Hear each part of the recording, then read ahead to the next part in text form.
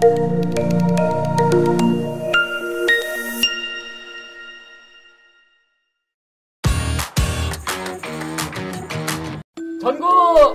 고민다파 빠빠빠빠빠빠빠 빠빠빠빠빠빠빠 구해줘 센스. 좋습니다. 네, 오늘은 그동안 많은 선생님들께서 보내주신 고민 사연들을 소개하고 하나하나 즉석에서 해결해가는 시간을 가져볼까 합니다. 엄청나게 많은 사연들이 들어왔는데요. 뭐 몇 개 추려서 가도록 하겠습니다. 첫 번째 사연 제가 일단 읽겠습니다. 네. 들어보시고 네. 좋은 해법이나 아이디어들을 마구마구 주시면 좋을 것 같습니다.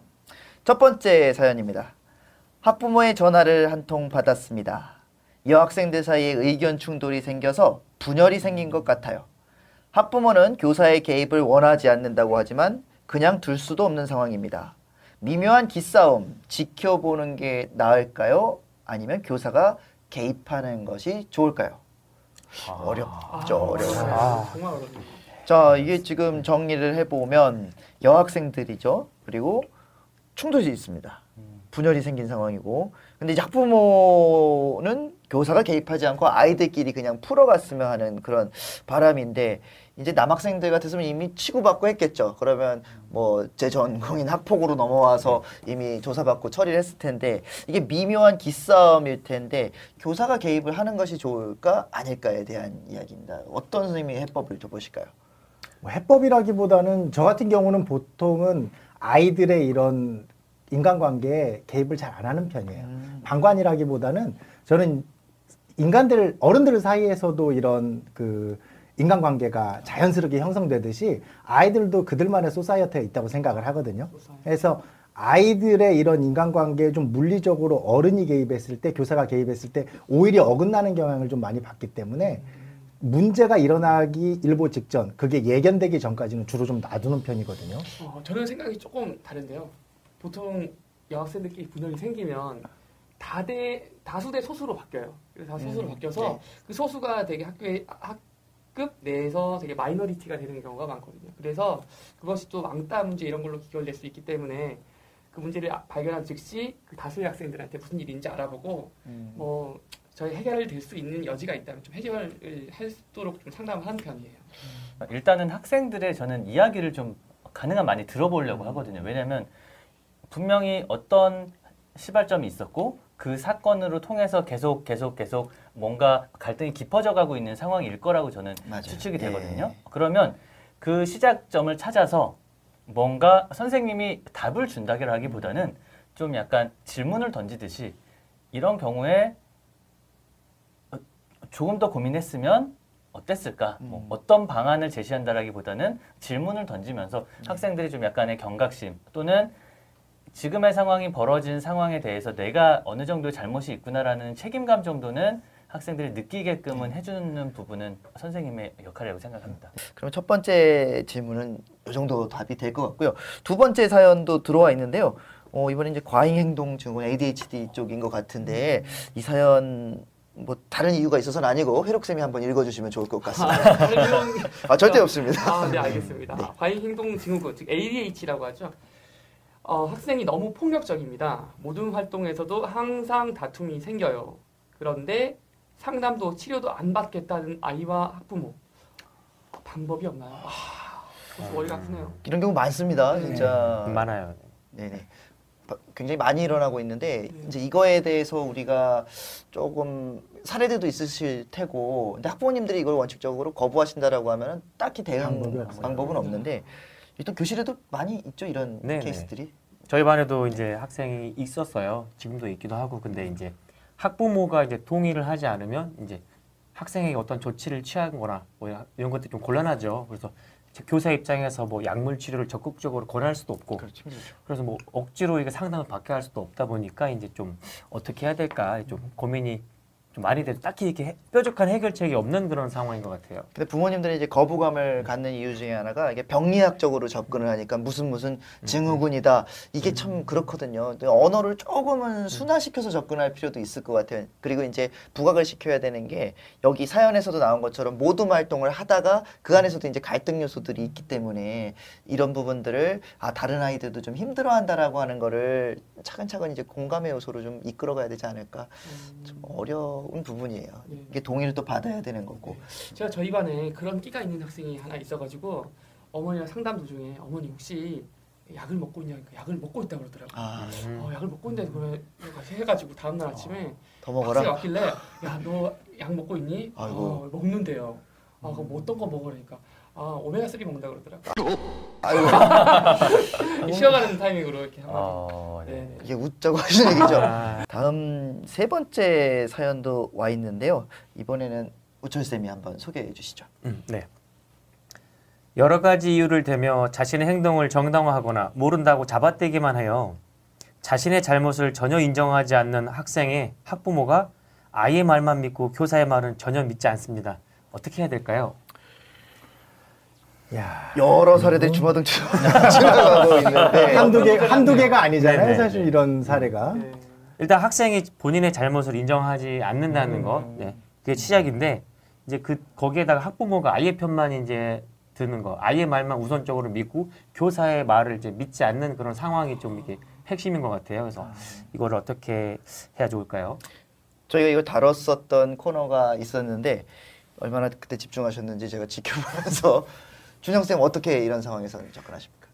그때 정현 쌤이 굉장히 좋은 팁을 주셨죠.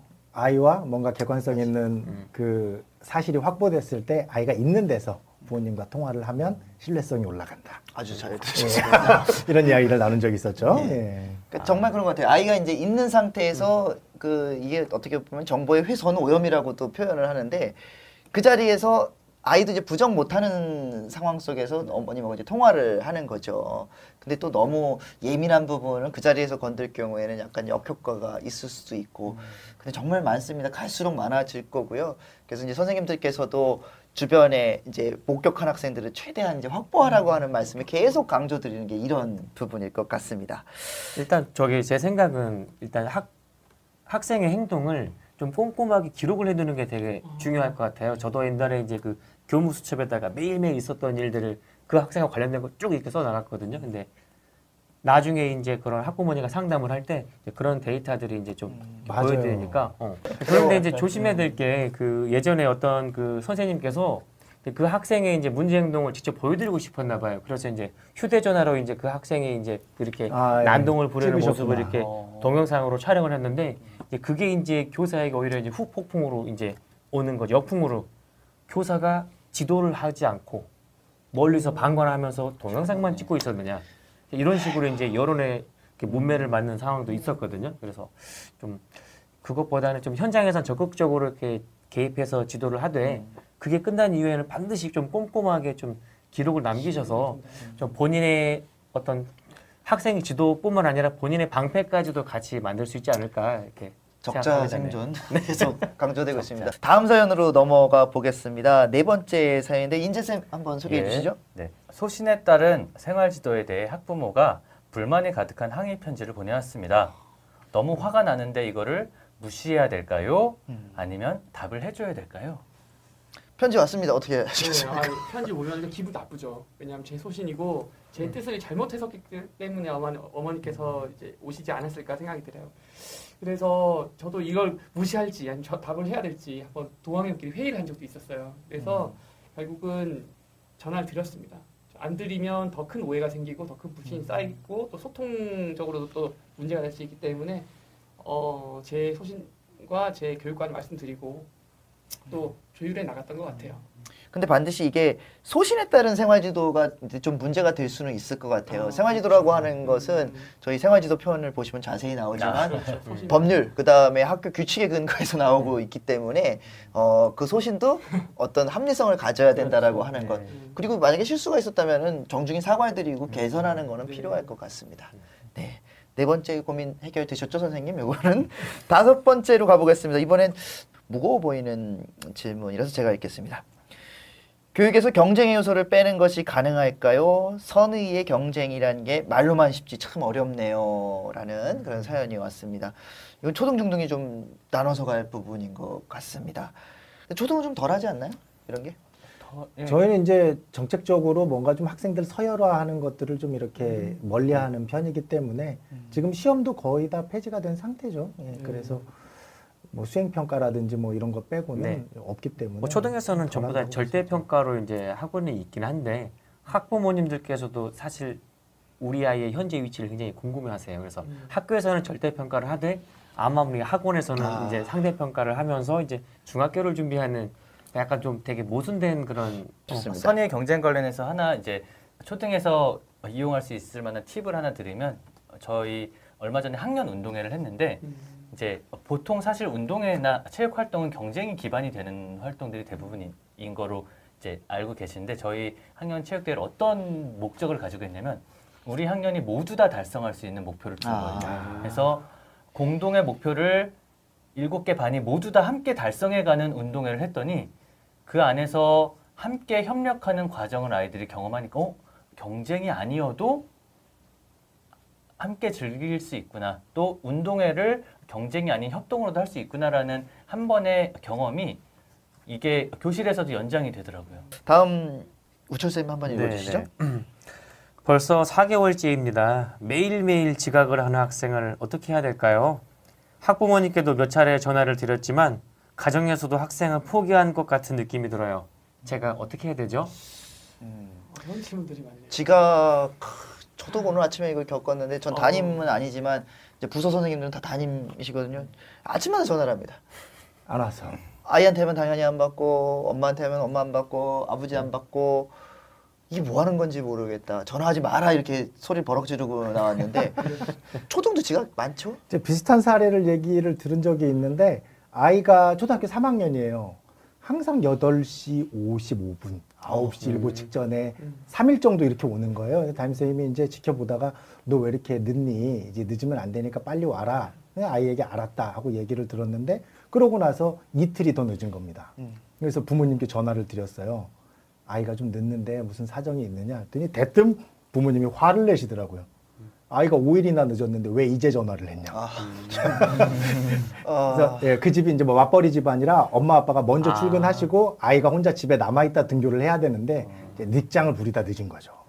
그러면 이제 가정 방문은 일단 해볼 필요는 있을 것 같다는 생각이 드네요. 이런 그렇죠. 부분들은 분명히 어떤 원인이 있을 수 있고 또 피상적으로 학교에서 아이를 봤을 때 모르던 부분들을 막상 가보면 알 수 있게 돼 있는데 제가 이거 보면서 이게 조금 약간 다른 사례이긴 하지만 지각하는 학생 유형에도 집에서 잘 못 챙기는 도 있지만 집에서는 보냈는데 학교 가기가 싫어가지고 학교 뭐 선생님이랑 관계가 안 좋든지 학생들하고 사이가 안 좋든지 이래서 미적미적 해서 늦게 오는 아이도 있더라고요. 다시 한번 강조하지만 부모님께서 너무 신경을 안 쓰고 방임을 하실 경우에는 이것도 아동 학대에 들어갑니다. 아동 학대편 다시 참조해서 보시면 도움이 되실 것 같습니다. 보통 학교에서 보면 그 지각을 많이 한 학생들 보면 대부분 스마트폰과 관련된 사례들이 되게 많더라고요. 늦게까지 하는 거예요. 밤새 이제 이불 뒤집어 쓰고 이제 하거나 맞아요. 네. 늦게까지 잠을 안 자는 거죠. 이제 하다가 이제 아침에 못 일어나고 이제 늦게 오는 게 맞는데 아마 이게 아마 스마트폰 그 생활지도 관련된 그 차시를 한 번 더 참고하시면 그것도 참고할 게 굉장히 많네요. 한 번에 2가지 숙제 드리면 곤란할 것 같습니다. 제일 잘 어울리실 만한 본인 사연은 아니시죠? 한번 가보겠습니다. 여기 생기는데? 저도 궁금하네요. 자, 옆반 선생님이 너무나 마음에 들어요. 어떡하죠? 본인 사연이죠? 누구예요, 누구? 당연히 이성이겠죠? 남성. 이걸 어떻게 말씀을 드려야 될지는 좀 고백하세요. 고백하세요. 고백하세요. 당당하게 말하는 거죠. 나 좋아합니다. 고백했는데 네. 잘 안 되면 어떻게? 너무 1년 동안 어떻게 해요? 요즘에 그런 거 뭐 되나요? 그 흉이 되나요 이게? 될 것 같은데요. 아니요. 돼요? 앞으로 1년 내내 보고 살아야 되는데 조심스럽게 고백하는 건 어떨까요? 조심스럽게. 당당하게. 한번 고백해 보시게. 조심스럽게 어떻게 하죠? 저는 이제 지금 할 수 없는 예를 들어서 조심스럽게 한다면 이제 어떻게 하죠? 조심스럽게 접근하는 거죠 이제. 현재 아내분이 예전에 옆반 선생님 아니셨던가요? 그렇지는 않고. 아 그래요? 그렇지는 않고. 저는 개인적으로 저희 학교에도 이런 선생님들이 몇 분 있었는데 학생이 저한테 와서 얘기를 해주는 거예요. 선생님 저 어제 누구 선생님하고 어떤 선생님이 손잡고 가는 거 봤어요. 참 어렵군요. 학생이 이렇게 얘기를 해주더라고요. 제보를. 네. 그러니까 전 학교에 소문이 다 날 동안 그 선생님 두 분만 서로 모르고 그렇죠. 있더라고요. 원래 사내연의 본인만. 특징이죠. 본인들만 모르고 본인만 있고 남들은 다 아는 건데. 뭐가 어때?